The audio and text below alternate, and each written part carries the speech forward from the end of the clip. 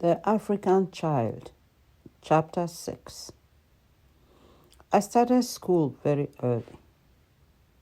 I began by attending the Muslim school, and a little later, I was enrolled in the French school. Neither my mother nor I had any notion how long I would be a student at the latter. Had she guessed the number of years I should be there, I am sure she would have kept me at home. But perhaps my father had guessed already. Immediately after breakfast, my sister and I would start out for school, carrying our exercise books and notebooks in a satchel made of raffia. On the way, we would be joined by schoolmates, and the nearer we got to the school buildings, the larger our little band would grow. My sister would keep with the girls, and I would walk with the boys. And like all little boys, we liked to tease the girls and pull their hair.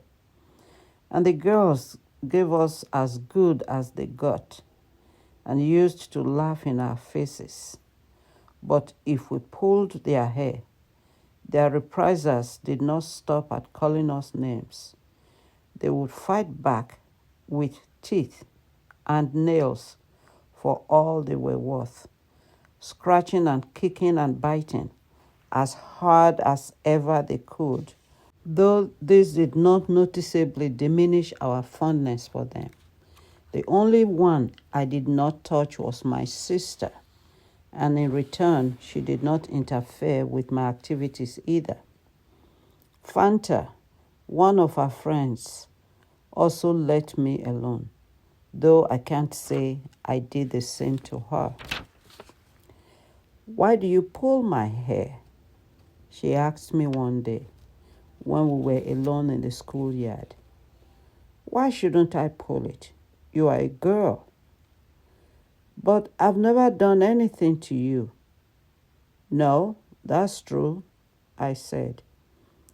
And for a moment, I stopped to think. Until that moment, I had not realized that she was the only girl, apart from my sister, who had never hit me. "Why don't you hit me?" I said. Because. Because? What sort of an answer is that? "Even if you were to pull my hair this minute, I would not hit you." "All right then, I'm going to pull your hair." But what would have been the point in pulling her hair? Boys did that sort of thing only when they were all together.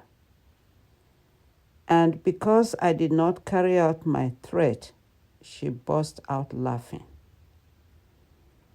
"Just you wait till we're going home," I said. "It won't do you any harm to wait." She laughed and ran away. But when we were going home, again something prevented me from pulling her hair. And from then on, I rarely bothered her. My sister was not long in noticing this. "You don't pull Fanta's hair anymore," she said. "Why should I pull her hair?" I answered. "She doesn't hurt me." "Do you think I haven't noticed?" "Then you know why I don't pull her hair." "Really?" she asked. "Is that the only reason?" What was she getting at? I shrugged my shoulders. It was a lot of little girl nonsense. They did not know what they were talking about most of the time. All girls were like that. "Shut up talking about Fanta," I said. "You made me tired." But she only began shrieking with laughter. "Listen here," I said. "If you don't stop laughing at me." She made sure she was well out of my reach then suddenly started to shout, "Fanta! Fanta! Will you shut up?" I said. But she just went on louder than ever. And I rushed at her, but she ran away shouting, "Fanta! Fanta!" I looked all around me to see if I couldn't find a stone to throw at her, but there weren't any. "I'll pay you back for that," said I to myself. Once in school, we went straight to our seats, boys and girls sitting side by side, our quarrels over. And as soon as we had sat down, we became all ears and sat absolutely still, so that the teacher used to give his lessons in an impressive silence. I should just like to have seen what would have happened if we had so much as stayed in our seats. Our teacher moved like quicksilver. He never remained long in the same place. He was here, there, and everywhere. His flow of talk would have bewildered less attentive pupils, but we were remarkably attentive, and we found it no strain to be so. Young though we were, we all regarded our schoolwork as something deadly serious. Everything we learned was strange and unexpected. It was as if we were learning about life on another planet, and we never grew tired of listening. Even if it had been otherwise, the silence could not have been more absolute under the strict discipline of a master who seemed to be everywhere at once and who would never have given us an opportunity to let our attention wander or to interrupt. But as I have said, an interruption was out of the question. It simply did not occur to us. And so we tried to attract the teacher's attention as little as possible, for we lived in constant dread of being sent out to the blackboard. This blackboard was our nightmare. Its dark, blank mirror was the exact reflection of the amount of our knowledge. We knew very little, and the little we knew was very shaky. The slightest thing could upset it.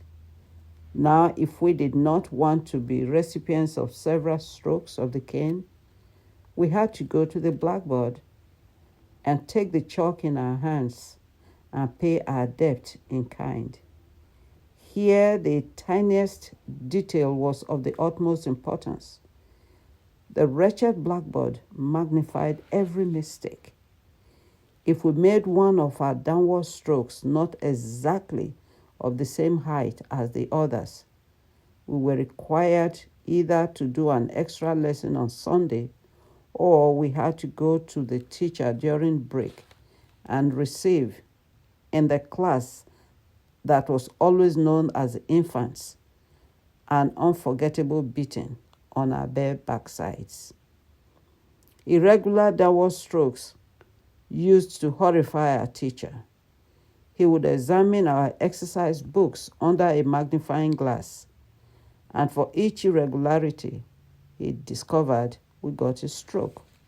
I remember him well, a man like quicksilver, and he wielded his stick with joyous abandon.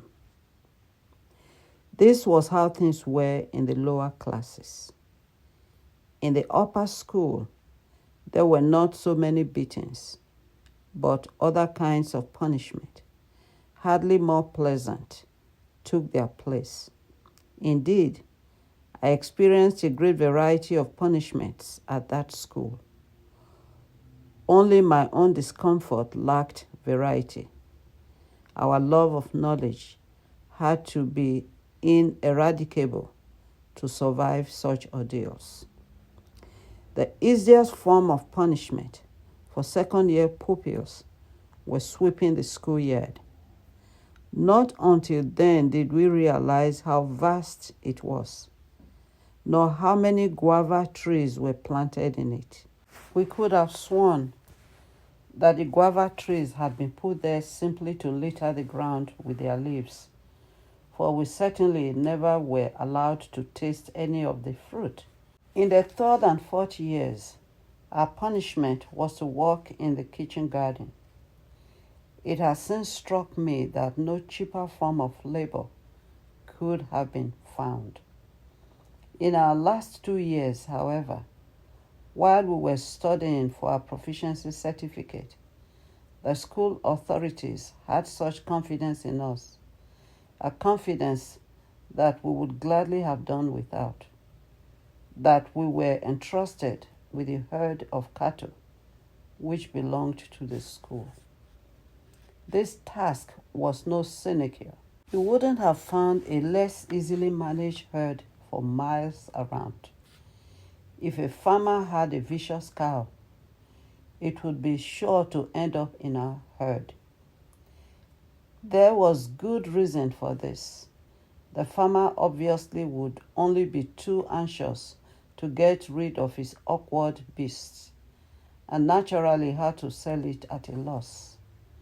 The school authorities were only too glad to make a profit, and did so. But it was pure stinginess. And so our school owned the most peculiar, the most heterogeneous, and the most complete collection of bad-tempered old beasts in existence. If we shouted to them to go to the right, they would, of course, go to the left. These beasts used to gallop madly about the bush, as they were constantly plagued by a swarm of flies, and we used to have to chase after them for incredible distances. Curiously enough, they were always more inclined to wander off on their own or start fighting among themselves than to forage for food. But this picturesque behavior was no pleasure to us. We knew that on our return, the fullness of their bellies would be carefully inspected to find out how well they had pastured, and woe betide us should the bellies of these raw-boned creatures appear inadequately filled. But woe betide us indeed if a single head was missing from this devil's own herd. At night, we would run till we were breathless, trying to herd them together. We would lay about them with a big stick, which was not much good, I fear, and certainly did not improve the dispositions of these fantastic beasts. Then we would lead them to water and make them drink vast quantities to make up for the lack of solid stuff in their bellies. We would come back, worn out, with the entire herd. It goes without saying that we would not have dared to come back to the school without having mustered the complete herd. I shudder to think of what one missing head would have cost us. Such were the dealings we had with our teachers, the black side of our school life. And naturally, we could hardly wait for our schooling to be over, for the day when we should receive our famous proficiency certificates that would proclaim to the world that we were educated. Yet, when I think of what the pupils in the top form made us suffer, all that I have said about the black side of our school life seems to pale into insignificance. Those older students, I refuse to call them school fellows, who were older and stronger than we were, and less strictly supervised, persecuted us in every conceivable way. They gave themselves superior airs, and had an inflated sense of their own importance. They probably felt that they would never enjoy so much power again, and perhaps they were trying to get a little of their own back from the rough handling they themselves had experienced when they were younger. Excessively harsh treatment is perhaps not quite the best method of inculcating good behavior. I still remember. My hands and my fingertips still remember what used to lie in store for us on our return to school from the holidays. The guava trees in the schoolyard would be in full leaf again, and the old leaves would be strewn around in scattered heaps. In places, there were even more than just heaps of them. It would be like a muddy sea of leaves. Get that all swept up, the headmaster would tell us. I want the whole place cleaned up at once. At once. There was enough work there, damned hard work too, to last us for over a week. Especially since the only tools with which we were provided were our hands, our fingers, our nails. Now see that it's done properly and be quick about it, the headmaster would say to the older pupils, or you have to answer for it. So, at an order from the older boys, we would all line up like peasants about to reap or glean a field, and we would set to work like members of a chain gang. In the schoolyard itself, it wasn't too bad. The guava trees were fairly well spaced, but there was one part where the closely planted trees grew in a hopeless tangle of leaves and branches. The sun could not penetrate here, and the acrid stench of decay lingered in the undergrowth, even at the height of summer. If the work was not going as quickly as the headmaster expected, the big boys, instead of giving us a helping hand, used to find it simpler to whip us with branches pulled from the trees. Now, guava wood is regrettably flexible. Skillfully handled, the springy switches used to whistle piercingly and fall like flails of fire on our backsides. Our flesh stung and smarted, while tears of anguish sprang from our eyes and splashed on the rotting leaves at our feet. In order to avoid these blows, we used to bribe our tyrants with the succulent cakes of Indian corn, the couscous made of meat or fish, which we used to bring for our midday meal. And if we happened to have any money on us, the coins changed hands at once. If we did not do this, if we were afraid of going home with an empty stomach or an empty purse, the blows were redoubled.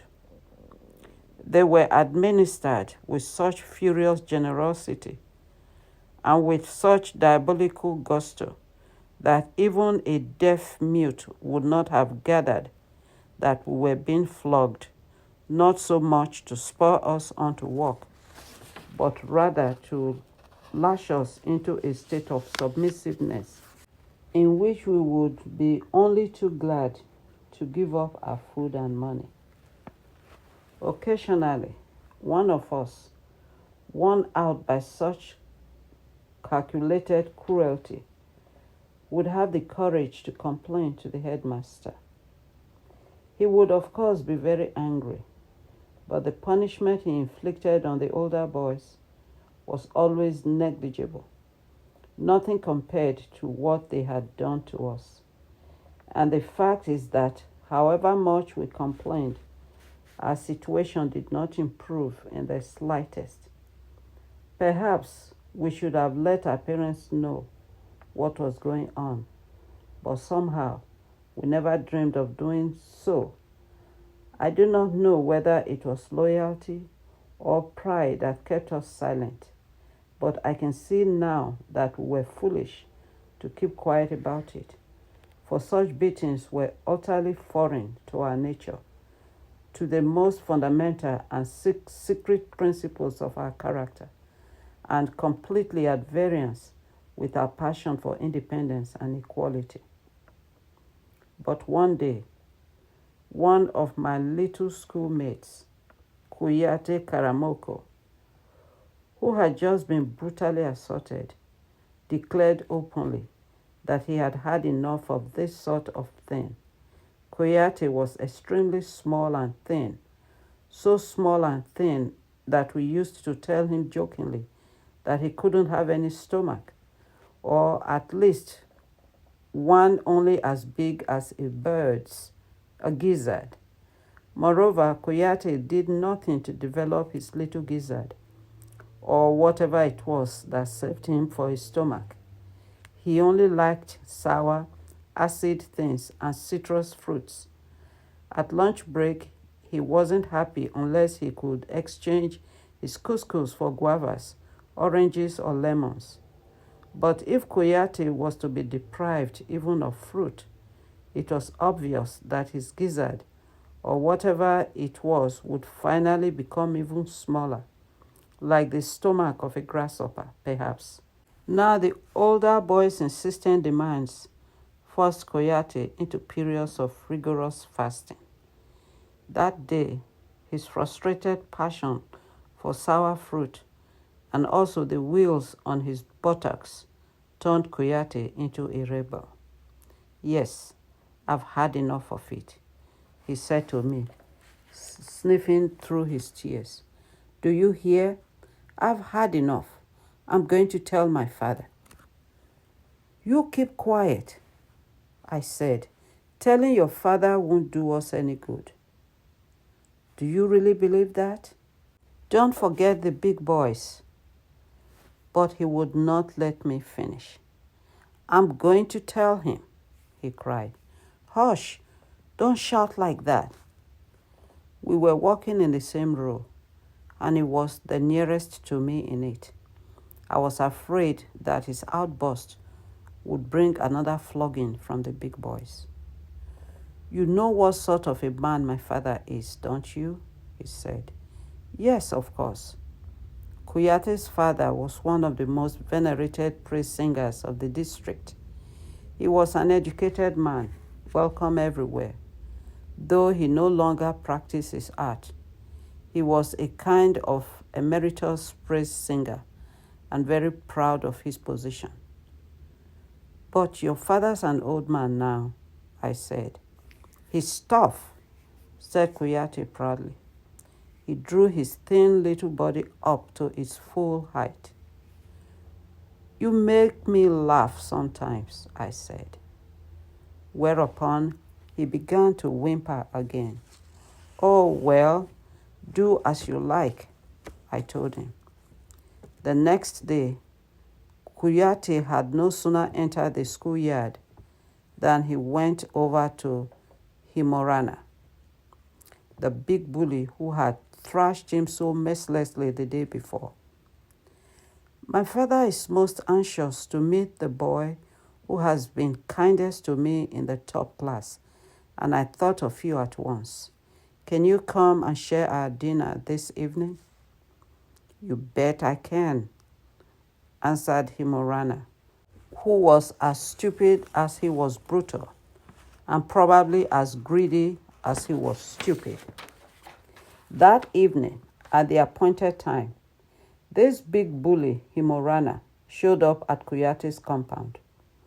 Now, this compound is one of the best guarded ones in Kurosa.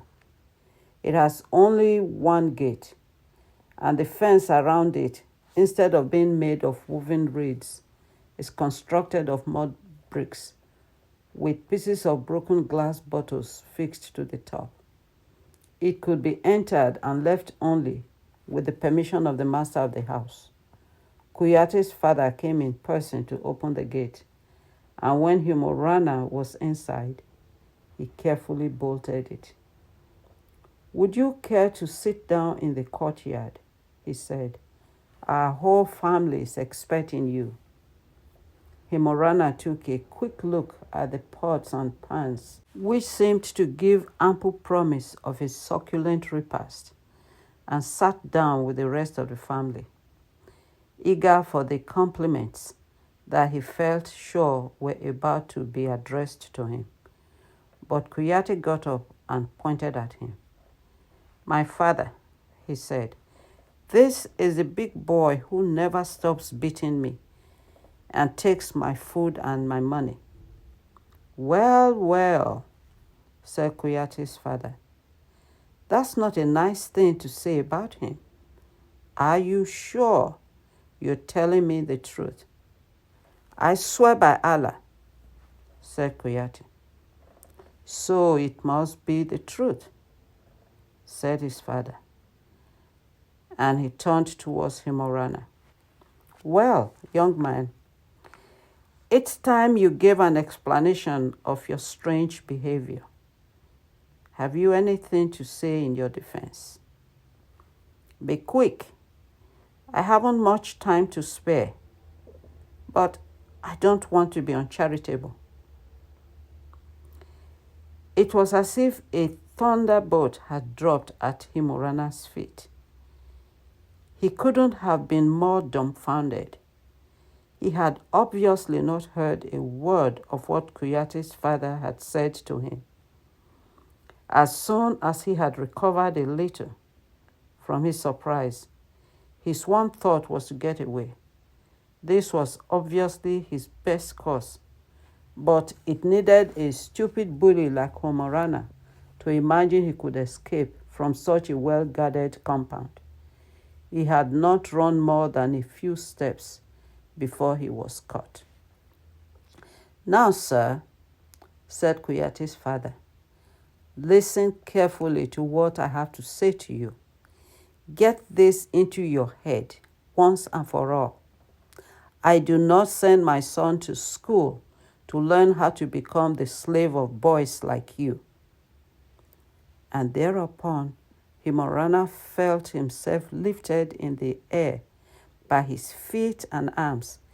Everything had been carefully planned and held in a convenient position, while, despite his screams, Kuyate's father laid into him, belaboring his bare backsides with his cattle whip.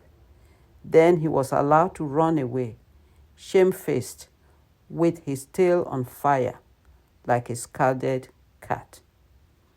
Next day, the story of Morana's beating spread like wildfire. It created a real scandal. Nothing like that had ever happened before, so that we found it hard to realize that it had actually taken place, although we all felt we had been avenged by the action taken by Kuyate's father. The big boys of the two top classes held a meeting and decided that Kuyate, as well as his sister Miriama, would be sent to Coventry. And they ordered all of us to send them to Coventry too. But they did not dare lay a finger on Kuyate or his sister. And at this, even the stupidest among us became aware that they were afraid. We suddenly felt that an era had ended, and we prepared to breathe the air of liberty again. At midday, I went up to Kuyate, having decided to defy the big boy's orders. "Careful," said Kuyate. "They might beat you for this." "I'm not afraid of them," I said. I had some oranges for my midday meal, and I gave them to him. "Thank you," he said, "but do go away. I'm afraid they will beat you." I had no time to reply. I could see several of the big boys coming towards us, and I hesitated an instant, uncertain whether to stand up to them or to run away. I decided to stand up to them. Had I not already begun to do so? But suddenly, I felt my head reeling under their blows, and I took to my heels. I did not stop until I had reached the edge of the schoolyard. Then I began to cry, more with rage than pain. When I had pulled myself together a little, I saw Fanta sitting beside me. "What do you want?" I said. "I've brought you a wheat cake," she replied.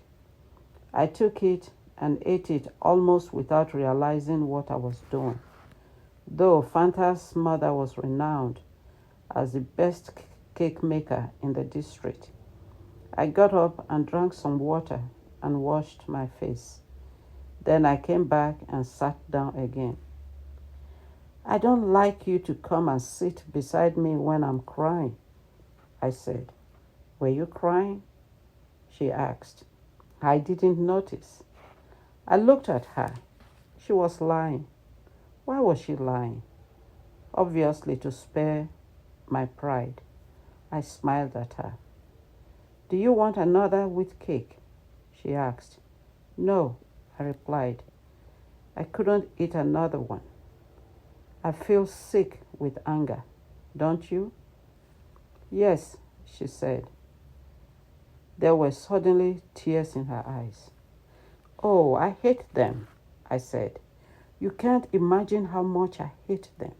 Listen, I'm going to leave this school. I'm going to try and grow up fast. Then I'll come back. And for every beating I've received, I'll pay them back 100-fold. Yes," I said, "that's what I'll do." She stopped crying and looked up admiringly at me. That evening, I went and spoke to my father under the veranda. "Father," I said, "I can't go to school anymore." "What?" said my father. "No," I said, "I can't go back." But by this time, the scandal had had time to go the rounds of the compounds in Kurosa. "What's going on in that school?" my father asked. "I'm afraid of the big boys," I said. "I thought you weren't afraid of anyone." "I am. I'm afraid of the big boys." "What have they been doing to you?" "They take everything I've got. They take my money and they take my food." "Do they now?" said my father. "And do they beat you?" "Do they beat me?" I said bitterly. "Very well then. I'll come and have a word with those bullies tomorrow." "Will that do?" "Yes, father." The next morning, my father and his apprentices came with me to the school gate. Each time a big boy approached, my father said to me, "Is that one of them?" I always said no, even though many of them had whipped me and robbed me. I was waiting for my most persistent attacker to appear. When I saw him coming, I said in a loud voice, "That's the one who beats me the most." At once, the apprentices threw themselves upon him and stripped him naked and began to beat him so hard that my father had in the end to restrain them. Then my father said to the big boy who stood there with a frightened look in his eyes, "I shall have a word with the headmaster about you.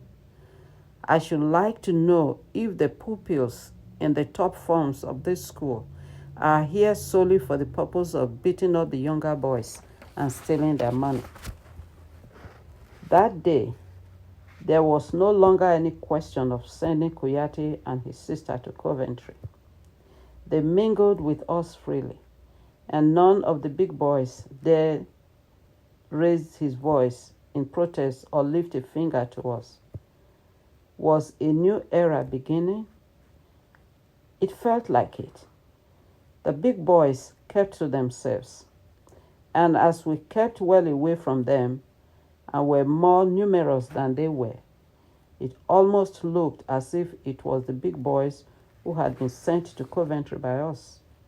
They looked embarrassed. Indeed, they were in a rather unpleasant situation. Their parents had not known about their tyrannical cruelty, if they got to know about it, and there was now every likelihood that the whole thing would become public. The big boys would have to endure all kinds of scoldings and punishments. In the afternoon, at the end of school, my father came as he had said he would. The headmaster was in the schoolyard, surrounded by teachers. My father went up to him and, without even stopping to wish him good day, said, "Do you know what's been going on in this school?" "Everything is going as it should," said the headmaster. "It is it?" said my father.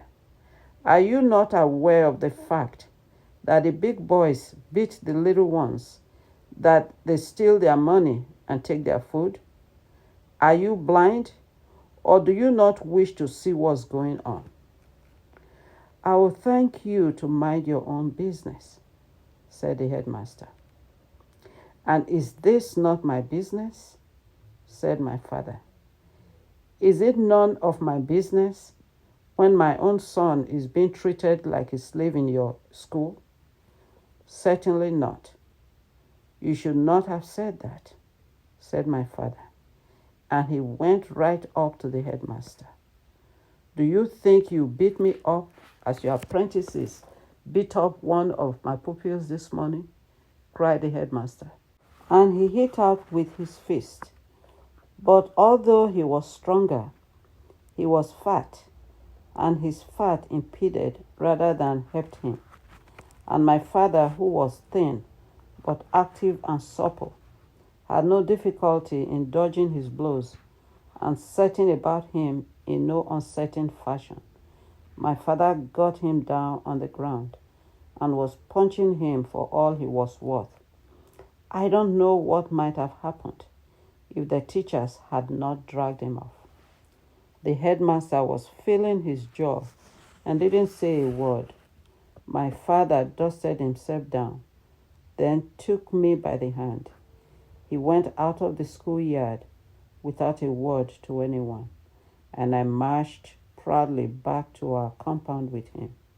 But towards evening, when I went for a walk in the town, I could hear folks saying as I passed by, "Look, that's the schoolboy whose father went and beat up the headmaster in his own schoolyard." And suddenly, I didn't feel nearly so proud. This scandal was not the same sort of thing as Kuyate's father had started. It had taken place in front of the teachers and the pupils, and the headmaster himself had been the victim. No, this wasn't at all the same sort of thing, and I imagined that now I would be expelled.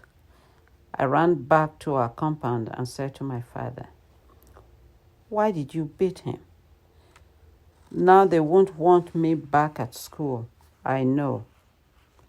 "I thought you said you didn't want to go back to school," said my father, and he laughed out loud. "But, Father, it's no laughing matter," I said. "You go to sleep and forget all about it, you little silly. If we don't hear the put-put of a certain motor bicycle outside the gate of the compound tomorrow, I shall complain to the district supervisor." But my father did not need to make this complaint, and I was not expelled, for the next day, a little before nightfall, the headmaster's motorbike chalked up to the gate of our compound. The headmaster came in, and everybody, my father included, went to meet him and greeted him amiably with, "Good evening, sir." He offered the headmaster a chair, and my father and he sat down, while at a sign from my father, the rest of us withdrew. The interview seemed to be a very cordial one. Indeed, it must have been, for from then on, my sister and I took part in no more forced labor at school. Yet, the scandal could not be hushed up entirely. A few months later, the headmaster was forced to resign owing to a petition signed by all of the parents. But meanwhile, the rumor had got around that he was using some of the bigger lads as houseboys for the convenience of his wives. These pupils had been boarded with him so that they might enjoy special attention, and their board had been paid for with cattle. I don't know all the ins and outs of the affair. I only know that this was the last straw that broke the camel's back, and that we were never again bullied by the big boys.